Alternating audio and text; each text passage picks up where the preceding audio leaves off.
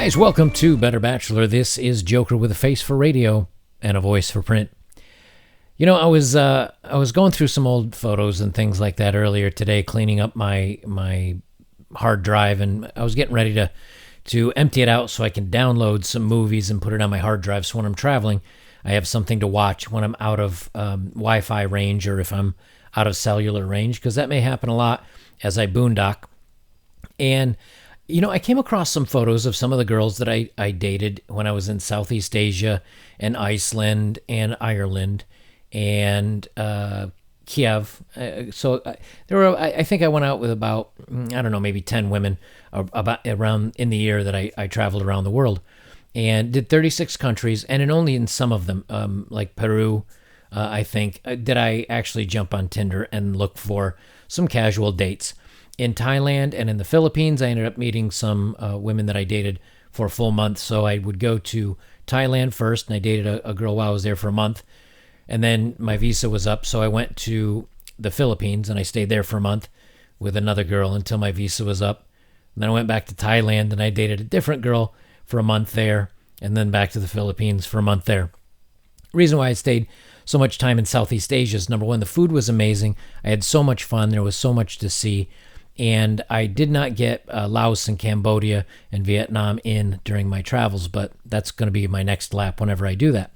But the whole point is that most of them were 2 and 3 dates, maybe 4 dates when I was in an area, except with the exception of Southeast Asia. And those girls were amazing. They were fine with staying with me for a month, and were happy treating it like almost treating it like a long-term relationship, but in short term, meaning they didn't need a lot of time to get comfortable. We had a lot of fun. They were happy to kind of cook and do what you'd traditionally think of as a kind of a traditional role in a relationship. And they even paid half their way. So as I was looking around for an interesting story, I came across one from nowife.com, which I thought was kind of an interesting website. And they had a couple articles that I thought were interesting. Tonight I'm going to read from one that says, "Only marry foreign women." Now, I'm going to have to disagree with this, obviously, because I don't think you should get married at all. But I thought it'd be a fun read for us and something to bring up some interesting conversation. So first, they say here, only marry foreign women. Now you understand why U.S. men prefer foreign-born women. They treat us better, respect us, appreciate that affection we show them, and acknowledge our efforts to provide a better life. I do know this much from, again, casually dating women in Southeast Asia. They do treat you well. And it was never about, so many times, at least I thought, it was they like older men because older men, whether they're Caucasian or whatnot, older guys have money. And, you know, they were kind of in it for the money half. But I was really wrong. And what I came to find out is they like foreign men because they're foreign, and that a lot of the Filipino men, just, I guess, either they look at Americans or Europeans as a good catch, just because a lot of their what's the word I want to look for? Their influence, like television and commercials and things like that, are often spoken in English as well as the native language. And so you kind of have a little bit of an advantage. And number two, they like older men because older men are more mature. I thought it had to do with money before I got there, but come to find out, it's not always the case. But the women that I dated both in Thailand and in the Philippines, both places, all 4 women were very happy to cook. They were very happy to do the grocery shopping. They were happy to clean the dishes afterwards. And even when I said, "Hey, if you want to cook, I'll do the dishes," they were, no, I'm happy to do it. The kitchen is not men's work, kind of thing. And so I was treated very much like a guest, and that I only paid my way for things. I didn't have to pay both of our ways, but they were happy to do kind of the traditional womanly things. I felt a little guilty. I didn't really have to chip in too much, which was kind of nice. But one thing I did notice, though, is they treat men, at least, again, I can only speak to my circumstance. I know some of you may have other experiences, but for me, they treated me great. Like, they were respectful, they were kind.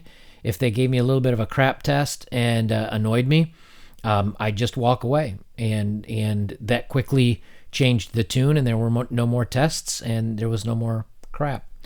So I'll continue on here. It says a huge percentage of American women are selfish, flighty, insecure, needy, and psychotic, and quite capable of concealing those traits during the dating phase. White career American chicks are the bottom of the barrel marriage-wise. I don't know. I can't really speak to that. I certainly wouldn't say a huge percentage of American women are like that, but I think that there's a large enough percentage of them that make dating a risk. I don't know if I still have this page open. Let me see here. Yes, right here. We're number one. The USA now leads the world in rate of single mothers. And this is from CatholicCitizens.org, where it says, we're number one. The USA now leads the world in rate of single mothers. Pew Research recently compiled some data on single-parent homes worldwide. As I've already given away in the title, America is first, and it's not even that close. Here's more from the Hidden Americans. United States tops the world when it comes to raising children in a single-parent household. While there's been great economic growth in the U.S., it has an epidemic with parents not staying together and raising their kids. While many kids are born out of wedlock, over 70% of divorces in America are initiated by the wife. Those are stats we know. But interestingly here, and this is from Pew Research again. This is a new Pew Research Center study of 130 countries and territories. Shows the U.S. has the highest rate of children living in single-parent households. Almost a quarter of U.S. children under the age of 18 live with one parent and no other adults, which is 23%. More than 3 times the share of children around the world who do so, 7%. In comparison, 3% of children in China, 4% in Nigeria, 5% in India live in single-parent households. In neighboring Canada, the share is 15%. But the point there being that women initiate divorce a lot more often here, and they're given custody a lot more, which shows that society is very much leans towards benefiting women more than men. And we know this here in the United States just based on social culture right now. As far as being the bottom of the barrel marriage-wise for American women, the part I can agree with is, again, that you have a 50-50% chance of divorce, and it gets higher. Second divorces are 60%, third divorces are third marriages, I should say, are 70%. And again, you lose a huge percentage of the ability to father your kids. In other words, single mothers are like 85%. So it's not a really good statistically wise if you want to go with marriage or long-term dating to go with an American. They continue on. Foreign women from South America, Eastern Europe, and Asia are at the top. Only guys who travel, in other words, guys who are successful and ambitious enough to travel a lot, find these. But they never, ever go back. I kind of have to say I do agree with that. Like after dating a couple of Filipino girls, after dating a couple Thai girls, after dating a Malaysian girl, they were nothing but awesome. Like they didn't give me crap. They were friendly. They were kind. And again, in a short-term relationship, this may change, but they knew I was only there for 30 days. I told them all that. I said, look, I'm here for 30 days and then I'm moving on.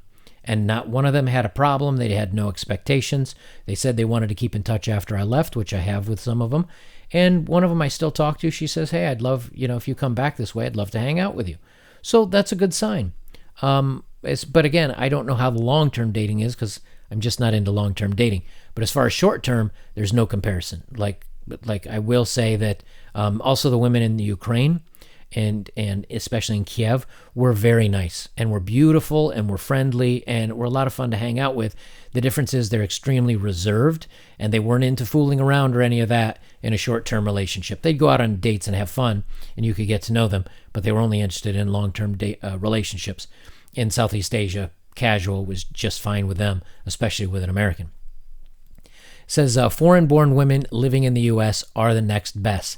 They get married early. They are highly sought after by American guys for their wifely skills. Any woman who has the ability to be a wife better than your average American chick who knows nothing about being a wife. I disagree. Because number one, if they are here and they are foreign born, you're going to be competing with a lot of guys. They're going to get a lot of attention. They're going to find that they're going to do just like every other woman does, which is shoot for the most attractive and the best well-off. So I have to disagree with that.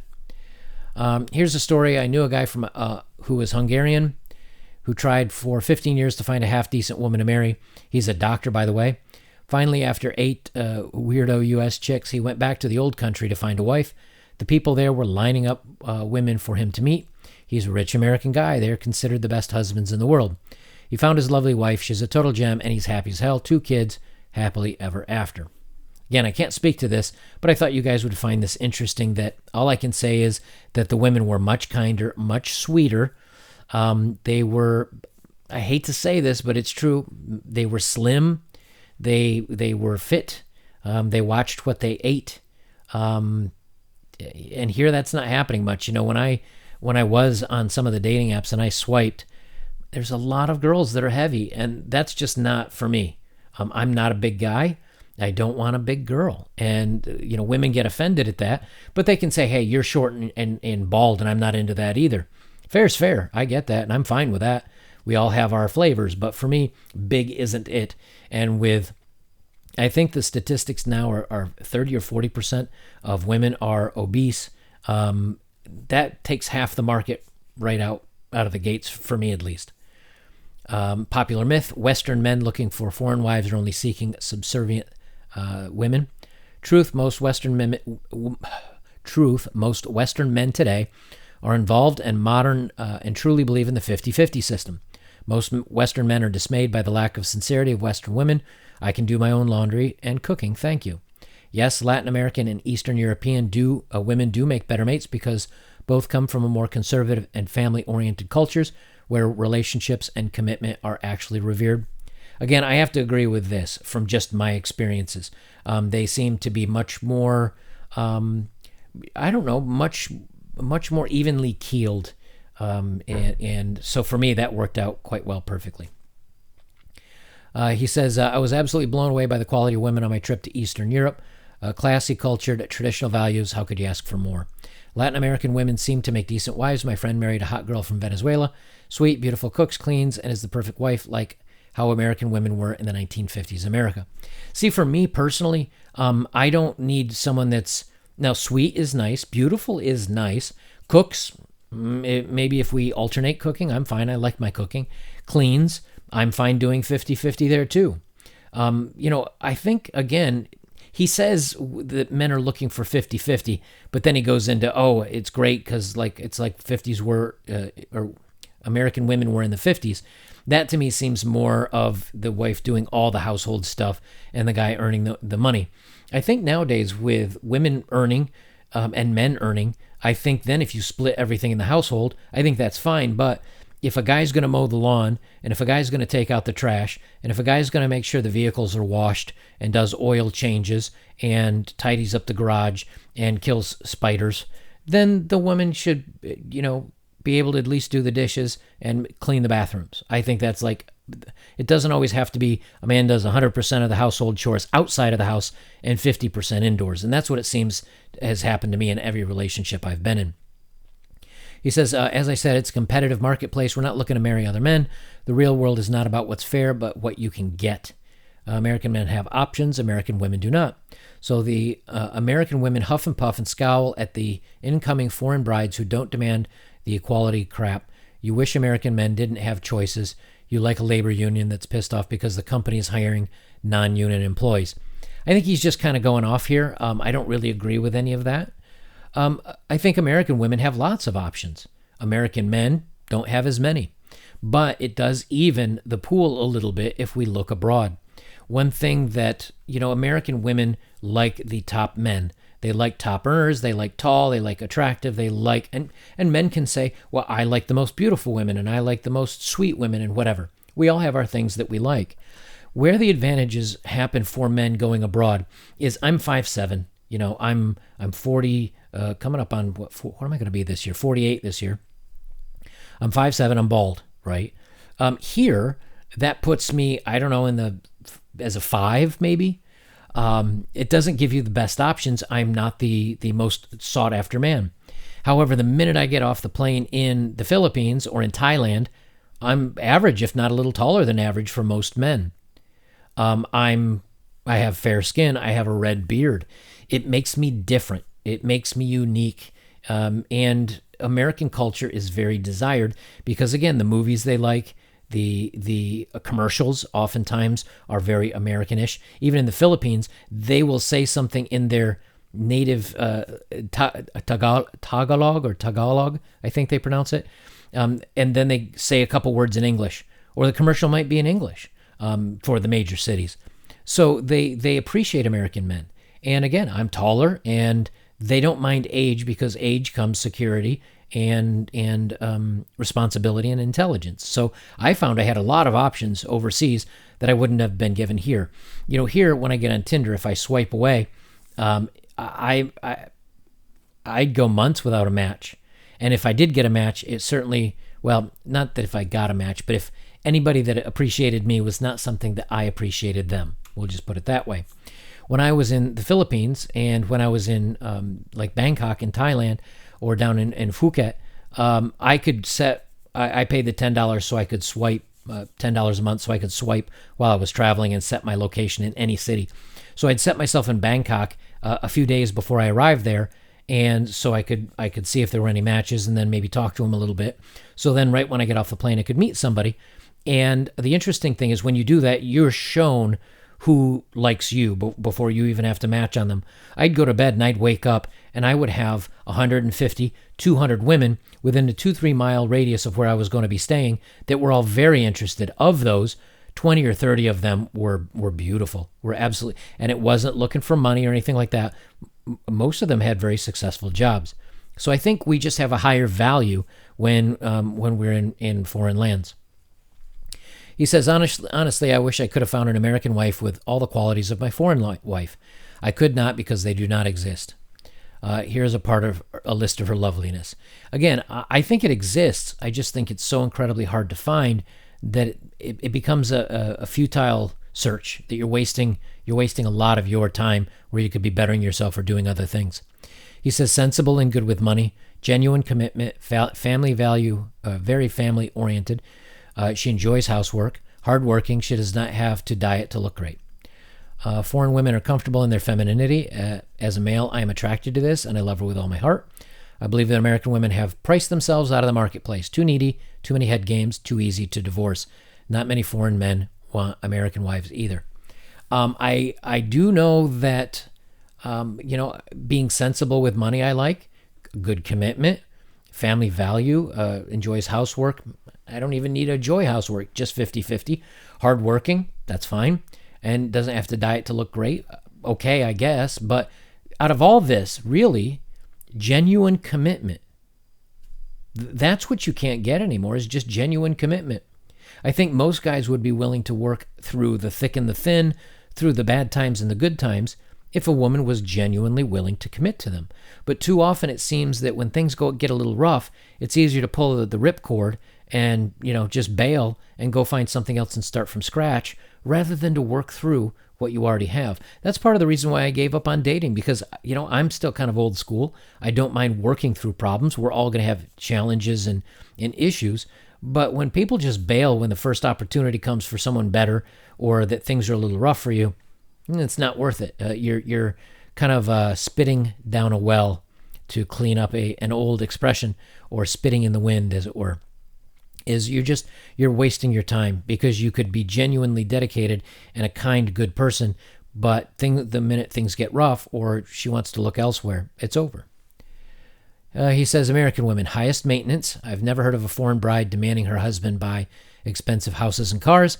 I'll tell you, you've never met some of the Eastern European women that I ran into.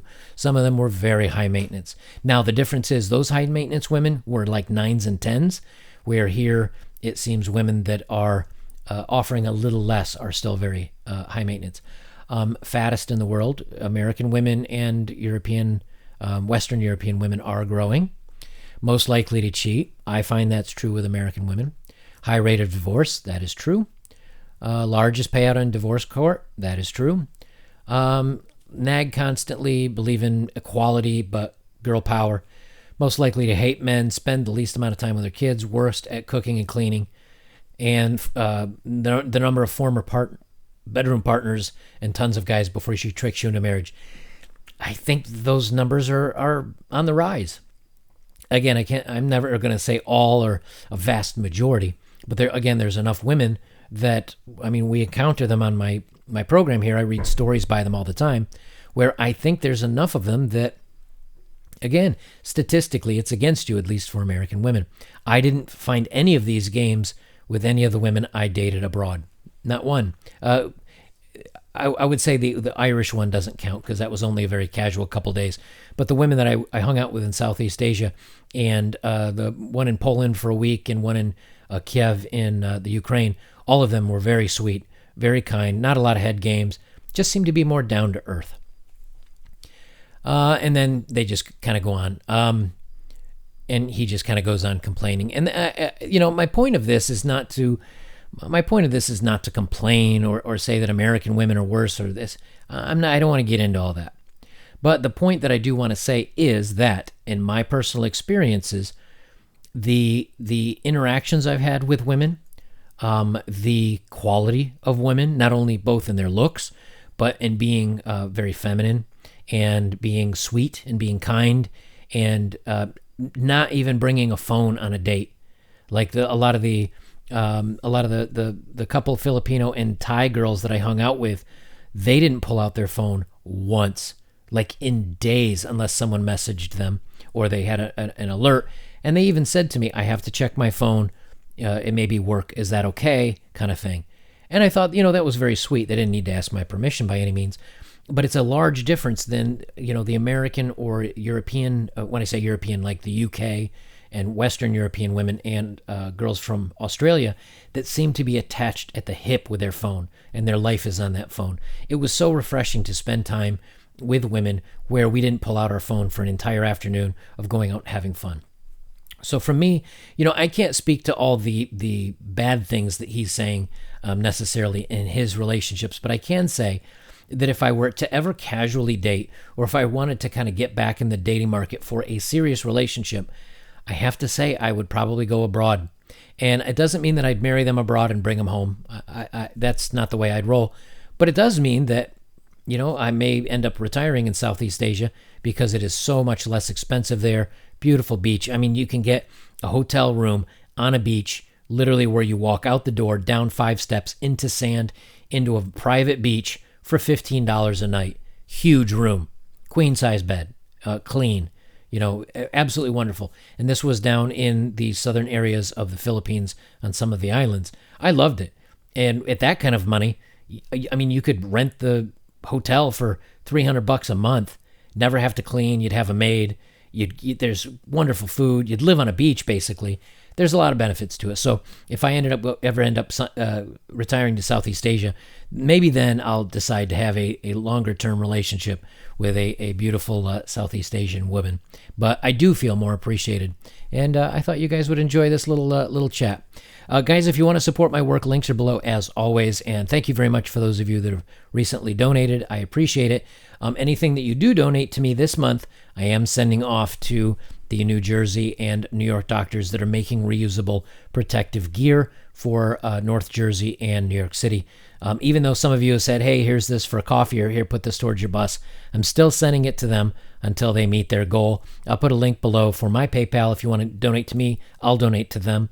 And if you want to donate directly, I'll leave the Facebook link below. As always, guys, please comment, like, and share. That's the best way to support me. Go check out some of my older videos, and we'll leave it there. Guys, this is Better Bachelor. I'm Joker. And remember, if you are going to kind of someday want kids or want to date casually or long term, I'll tell you, other countries that are a little bit more traditional may be your best option.